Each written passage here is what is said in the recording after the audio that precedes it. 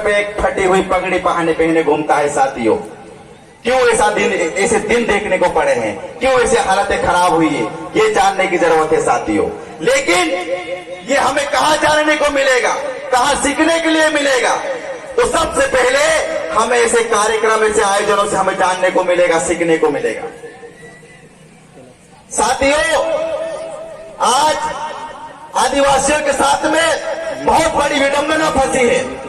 बहुत बुरे दिन आने वाले हैं, क्योंकि हर समय 24 घंटा सबसे ज्यादा नजर है तो आदिवासी की जमीनों पर है।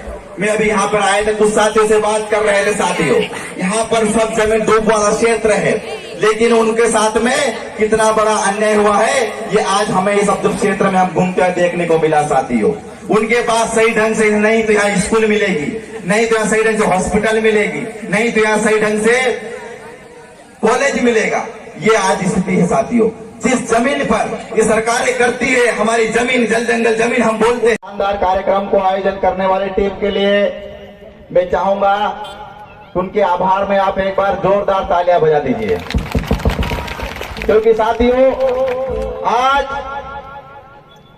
आदिवासी अधिकार दिवस है और मुझे ऐसा लगता है कि आदिवासी अधिकार दिवस का यह कार्यक्रम हर ब्लॉक, हर तहसील, हर जिले, हर कस्बा और गांव-गांव तक मनाना चाहिए। क्योंकि साथियों आज हमें जानने की जरूरत है कि आदिवासी अधिकार मतलब क्या, संविधान में हमें कौन से अधिकार दिए गए हैं। इससे संविधान से पहले, देश आजादी से पहले हमारे पूर्वजों ने, हमारे पुरखों ने कितनी लड़ाई लड़ी और ऐसे कौन कौन से अधिकार जिनको संरक्षण किया और उन अधिकारों को पाने के लिए अपने बलिदान दे दिया। ऐसे अधिकारों को आज हमें जानने की जरूरत है साथियों। हम देखते हैं कि जैसे विश्व आदिवासी दिवस होता है, उसमें और आदिवासी अधिकार दिवस में दोनों में क्या फर्क है? तो दोनों में हम देखने में यह आता है कि उसमें जल जंगल जमीन और सभ्यता बचाने का एक हमें मैसेज देना होता है, लेकिन यह जो कार्यक्रम होता है इसमें हमें अधिकार जानने की जरूरत होती है। साथियों, आज हम नारे तो लगाते हैं, जय जोहार का नारा है, भारत देश हमारा है, लेकिन वास्तविकता में जमीन स्तर पे देखने को ये मिलता है साथियों कि हमारे किसी भी आदिवासी भाई को पुलिस जब चाहे उठा ले जाती है और मन माफिक मारती है, कूटती है, उसको पूरा जान से मार देती है। ये हमारी असलियत में आज हमारे साथ में हो रहा है। आज कहने को तो हम कहते हैं इस देश का मूल मालिक है, इस देश का सबसे पहला आदिवासी है, लेकिन आज भी हम देखते हैं कि हमारा आदिवासी भाई एक फटी हुई धोती और सर पे एक फटी हुई पगड़ी पहने घूमता है साथियों। क्यों ऐसे दिन देखने को पड़े हैं, क्यों ऐसे हालतें खराब हुई है, ये जानने की जरूरत है साथियों। लेकिन ये हमें कहाँ जानने को मिलेगा, कहाँ सीखने के लिए मिलेगा? तो सबसे पहले हमें ऐसे कार्यक्रम, ऐसे आयोजनों से हमें जानने को मिलेगा, सीखने को मिलेगा। साथियों, आज आदिवासियों के साथ में बहुत बड़ी विडंबना फंसी है। बहुत बुरे दिन आने वाले हैं, क्योंकि हर समय 24 घंटा सबसे ज्यादा नजर है तो आदिवासी की जमीनों पर है। मैं अभी यहाँ पर आए थे, कुछ साथियों से बात कर रहे थे। साथियों, यहाँ पर सब जमीन डूब वाला क्षेत्र है, लेकिन उनके साथ में कितना बड़ा अन्याय हुआ है ये आज हमें इस सब क्षेत्र में हम घूमते हुए देखने को मिला। साथियों, उनके पास सही ढंग से नहीं तो यहाँ स्कूल मिलेगी, नहीं तो यहाँ सही ढंग से हॉस्पिटल मिलेगी, नहीं तो यहाँ सही ढंग से कॉलेज मिलेगा। ये आज स्थिति है साथियों।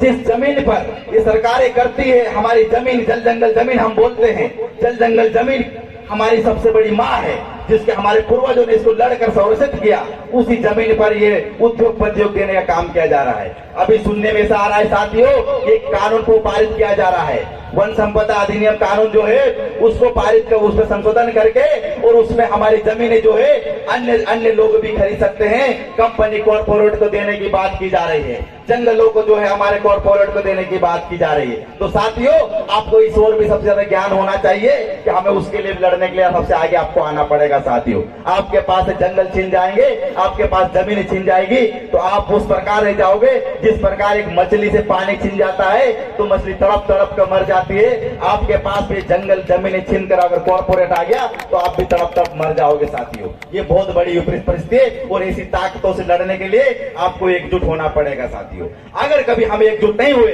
अभी हम देख रहे हैं तरह तरह से हमारे बीच में फूट पड़ी हुई, अभी यह इस कार्यक्रम मुझे कहना तो नहीं चाहिए लेकिन कहीं से सुनने में आया है कि इस कार्यक्रमों का भी विरोध किया जा रहा है। कुछ साथी अपने आप आपसी स्वार्थ के बात को रख मेन उसमें रखकर उस फूट डालने का काम कर रहे हैं। साथियों, तो ये सबसे पहले हमें ये अपना स्वार्थ को भूलकर हमें आदिवासियत की बात करना पड़ेगा और जहां आदिवासियत की बात आए हमें आपसी मतभेद को भुलाकर हमें एकजुट हो जाना पड़ेगा, वरना उसी मछली के भांति तड़प तड़प कर मरने के लिए आने वाली पीढ़ी आपकी तैयार रहेगी और उसको मरना पड़ेगा। साथियों, क्यों?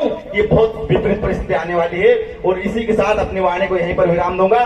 बहुत बहुत धन्यवाद। इंकलाब जिंदाबाद। भगत सिंह के बोलकर अपनी बात को यहीं पर विराम दूंगा कि सरफरोश की तमन्ना अब हमारे दिल में है, देखना है जोर कितना बाजू एक कातिल में है। इंकलाब जिंदाबाद।